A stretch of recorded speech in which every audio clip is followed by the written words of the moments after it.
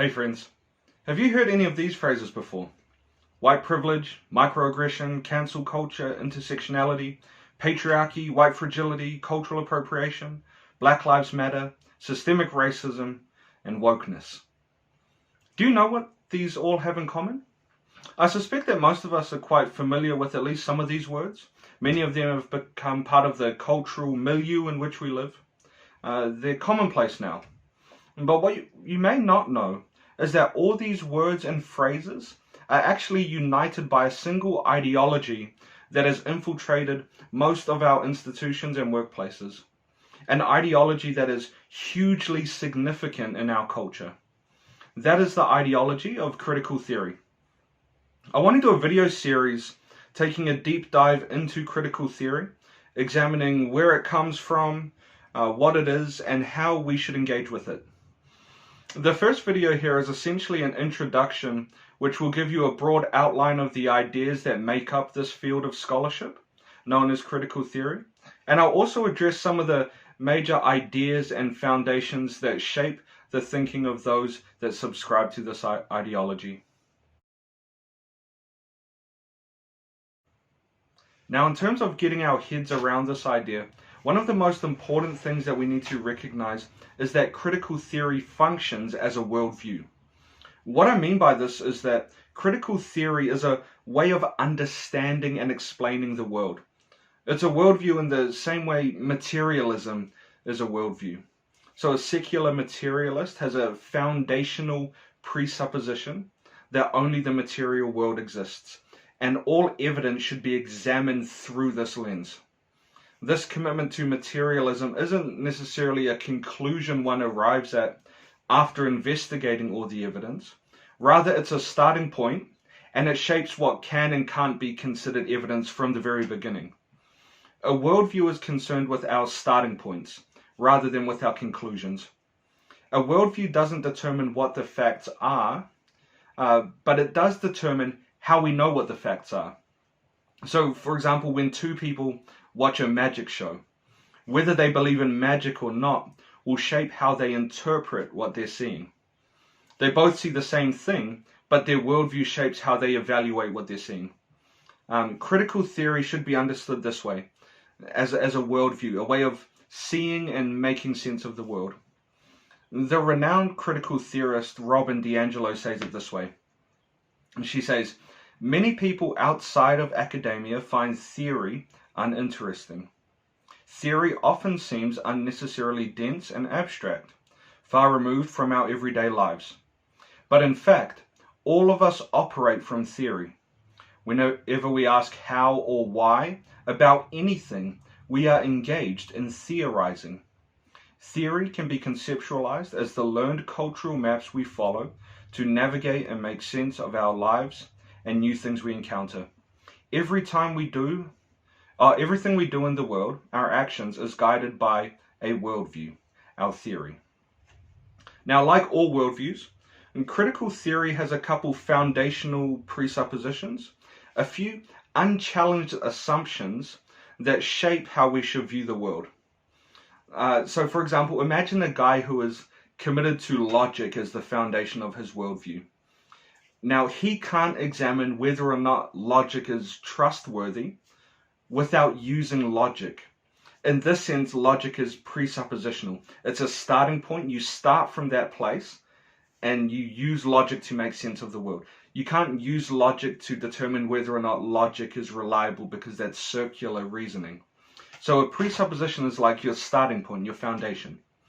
And I want to turn next to the two foundational presuppositions for the critical theorist.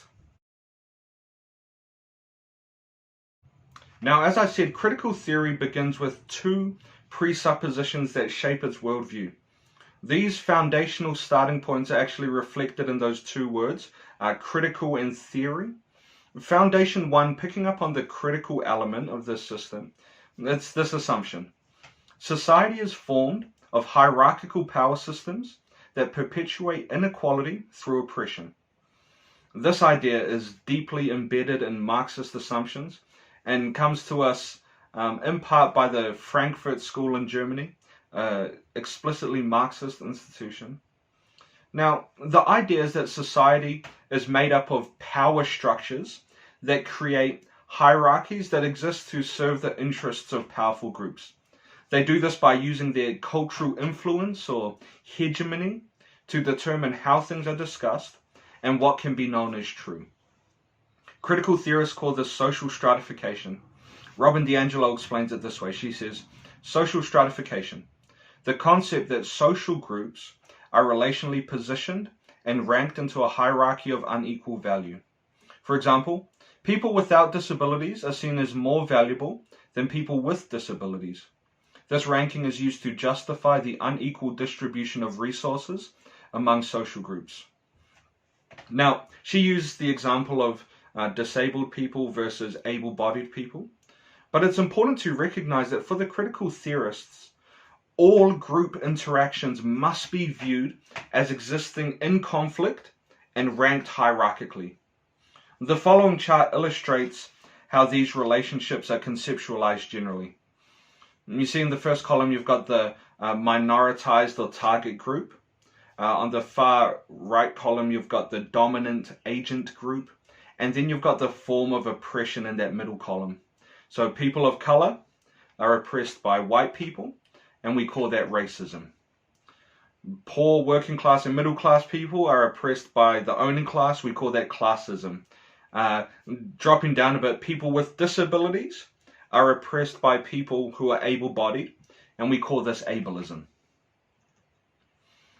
Now, to take one figure from this example, the able-bodied example, what it's saying is that able-bodied people experience greater access to wealth, opportunities, and resources, not because they have fairly earned those things, but because they have erected a systemic social arrangement to perpetuate their own success at the cost of disabled people.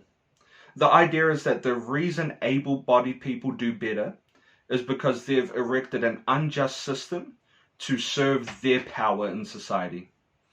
Here's another quote from a popular critical theorist. He says this: ideology, the received wisdom. It makes current social arrangements seem fair and natural. Those in power sleep well at night. Their conduct does not seem to them like oppression.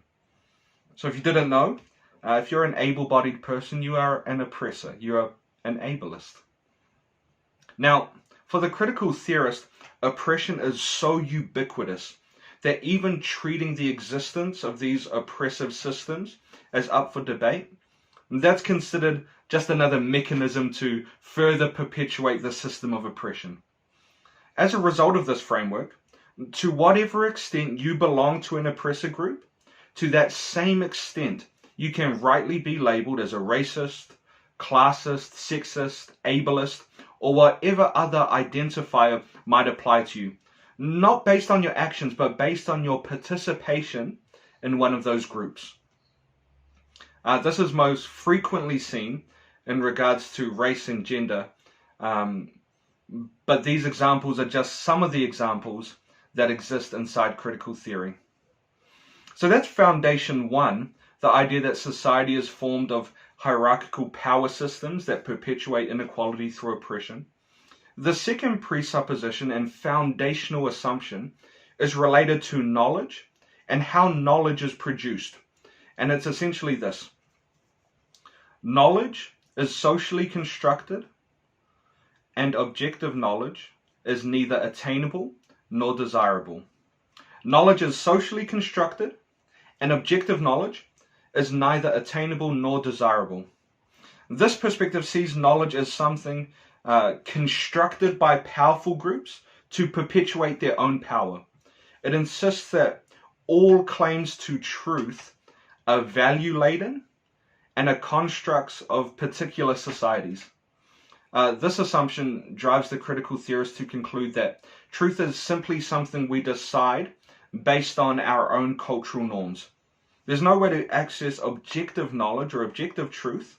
What we call truth is just based on our cultural biases and our cultural norms. Therefore, what we determine to be true and our methods for arriving at truth are simply the practices we have constructed to benefit the powerful groups in our societies. Under this method, something like the scientific method is not considered to be better at determining truth than any other way of knowing.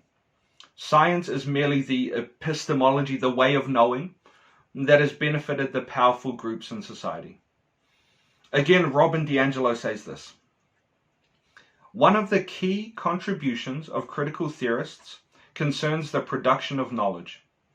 Given that the transmission of knowledge is an integral activity in schools, critical scholars in the field of education have been especially concerned with how knowledge is produced. These scholars argue that a key element of social injustice involves the claim that particular knowledge is objective, neutral, and universal. An approach based on critical theory calls into question the idea that objectivity is desirable or even possible. Now, as you've probably noticed, these presuppositions, they don't function independently in isolation from one another.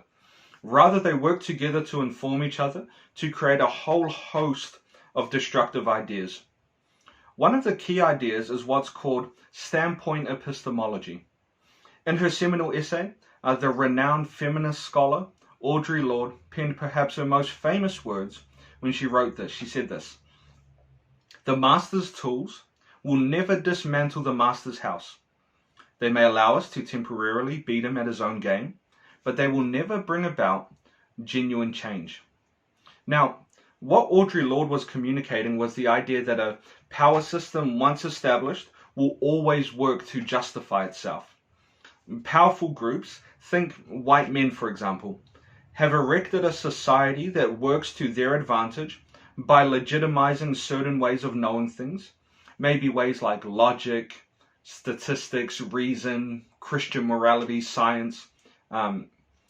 They've erected these ways of knowing things, they've constructed them because they work to their advantage. And if we want to tear down this oppressive house, the master's tools are going to be insufficient to do so. So in the case of knowledge production, critical theorists would go on to explain that certain ways of knowing things are in fact methods of oppression. Certain ways of gaining knowledge are established conventions erected by oppressors in order to perpetuate their own dominance. Alison Bailey says this. She says, "We defend our epistemic home terrain not only for the sake of maintaining our worldview, but also to preserve our perceived entitlement." Now, it's also important to understand what these tools are. What are the master's tools that are so oppressive and so destructive to society according to our critical theorist friends? Now, the master's tools could include anything. Anything used by oppressor groups to gain knowledge, because these just help them to reassert their power and to marginalize oppressed people. This could include, but not limited to, logic, reason, exegesis, statistics, soundness of argument, validity.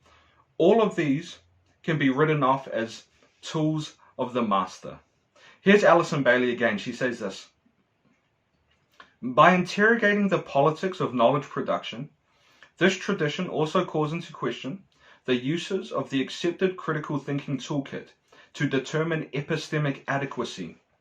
To extend Audre Lorde's classic metaphor, the tools of the critical thinking tradition, for example, validity, soundness, conceptual clarity, cannot dismantle the master's house." So now, validity, soundness, conceptual clarity, these aren't ways to get at truth. They're simply tools of oppression. But it doesn't stop there. Even the sciences have been considered tools of oppression by critical theorists. Michel Foucault studied the production of what he called power knowledge. This is a term coined to talk about how knowledge is socially constructed by discourses to perpetuate power. He was particularly concerned with what he calls biopower, which is how the biological sciences legitimize certain types of knowledge so that the powerful can maintain their power. Now, this puts oppressors in a real bind. They're so limited by the epistemic home terrain. As a straight male, how, for example, can I evaluate whether or not I'm being homophobic or transphobic? You see, for me, my default would be to use reason, to use logic, to evaluate my behaviors and attitudes against my Christian moral code. But already I've erred. You see, all of these are just tools of oppression. I can't evaluate myself logically or reasonably against the Christian moral code because all of these are just standards that are part of the master's toolkit. When I object and push back, this is in critical theory literature, this is a technical term. They call it privilege preserving epistemic pushback. This sort of pushback does, another technical term, epistemic violence to oppressed groups. The appeals to logic or reason or exegesis are just defense mechanisms to allow my bigoted behavior to go unchallenged. That's how the critical theorists' foundational assumptions cause them to interpret what they're seeing. That's what I meant by a worldview. These assumptions shape how they view absolutely everything. So what should I do as a straight male? How should I respond to this according to the critical theorists? Well, this is where intersectionality comes in. So intersectionality is a term used by critical theorist scholars to recognize the fact that we all occupy multiple social positions, and these positions interact with one another in complex ways. When an individual participates in a range of oppressed groups, their epistemic access increases. In other words, by being subjugated, by being oppressed, one can gain special access to knowledge that their oppressors don't have. Here's another quote from a critical theorist named Nora Berenstain. She says this: "A person who is privileged by some system of oppression has more limited epistemic access to the nature of that oppression than does a person marginalized by it." What we begin to see is that being a part of an oppressor group means that you're unable to see and know certain things. They cannot see and evaluate their own flaws because their epistemology, their way of knowing, insulates them from any adequate critique. What is needed is for the oppressor to receive the special knowledge possessed by the oppressed. And when received, it must be received without offering any resistance or contradiction. You don't want to have that response of privilege-preserving epistemic pushback. So when you get this advice, when you get this special knowledge from an oppressed person, it needs to be received without any contradiction. In an anti-racist checklist for whites, Dr. John Ribel suggests this as a goal for whites to strive for. He says this: "I readily accept, with no explanation or proof necessary, a person of color's position or perception." This special access to knowledge makes objections irrelevant. There is no meaningful way to contradict the claimed knowledge of an oppressed individual.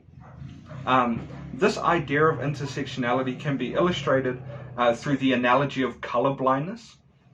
So in this analogy, the ultimate oppressor would be the person who's completely colorblind. They can only see grayscale. Now, in the analogy, this might be our straight, white, able-bodied Christian male. This is like the ultimate oppressor. He can only see grayscale. He can't see what everyone else can see. Now, if you add 1 degree of oppression to that, perhaps this person is now a straight, white, able-bodied Christian female. Now she's still pretty close to being fully colorblind, but perhaps she can now pick up shades of green. Now a straight, white, able-bodied Muslim female, she can see tints of green and tints of red. You see how the oppression allows you to see more. The more ways in which you're oppressed, the more you can see. So in this analogy, who is the person who sees the most? Or in the framework of critical theory, who's the person who knows the most? Who has ultimate access to knowledge? Well, I think it'd be someone like our trans, black, disabled, Satanist, genderqueer. That sounds like the sort of person who would have ultimate epistemic access. So if you're an oppressor, what should you do? Well, you definitely don't want to push back in any way whatsoever. If you do, you'll be demonstrating your white fragility. So suppose you instead go and ask some people from oppressed groups to impart their precious knowledge to you, and you readily accept whatever they say with no need of explanation or proof. You need to be very careful, because you might be committing epistemic exploitation now. This is what Nora Berenstain says. She says, standard conventional norms allow epistemic exploitation to masquerade as any number of acceptable and normalized practices. Exercising harmless curiosity, just asking a question, making a well-intentioned effort to learn, offering alternative explanations, and playing the devil's advocate are a few of the labels used to describe epistemic exploitative interactions. So if you want to go to your friend and just ask a question, exercise curiosity, be careful, because you might be continuing your role as an oppressor by exploiting them. You might be committing epistemic exploitation. So assuming you manage to avoid all the landmines there, and you stop being a fragile oppressor, just bear in mind that even if you do everything right, you still won't escape the charge of what's called interest convergence. This is a phrase that was coined by NYU law professor Derek Bell, and it's the idea that the interest of blacks in achieving racial equity will only be accommodated when it converges with the interests of whites. This is the idea that if you're an oppressor, the only reason you might support an oppressed group and work for their betterment is because it converges with your own interests. So this is the bind that we find ourselves in if we embrace critical theory. Now, if you haven't realized already, I am absolutely convinced that these ideas are entirely destructive to any society that wants to remain functional. Critical theory is a disease that is destroying the West and is corroding everything good in our civilization. These ideas have infected almost all our institutions. This stuff is being promoted in our schools. It's taught in almost every university course, regardless of what you're studying. It's part of our training programs for essentially all government institutions. Our media promote it, and culture at large is absolutely brainwashed by this junk. In the next few videos, I want to look in more detail at how this affects the conversation around race and our views of racism, particularly here in New Zealand. I want to look in more detail at some of the poor arguments forwarded by critical theorists. I want to spend some time looking at why this entire field of scholarship is not at all scholarly and is in fact a laughingstock compared to other forms of scholarship. And I want to look at how these ideas have influenced Christian institutions like the Gospel Coalition and Christian universities. And at the end of this series, I hope that those who have listened will be well equipped to deal with this stuff in whatever area of life you encounter it. So stay tuned, subscribe to the YouTube channel, and get the bell on so that you can get notified when the next video drops. And I'll see you then. God bless.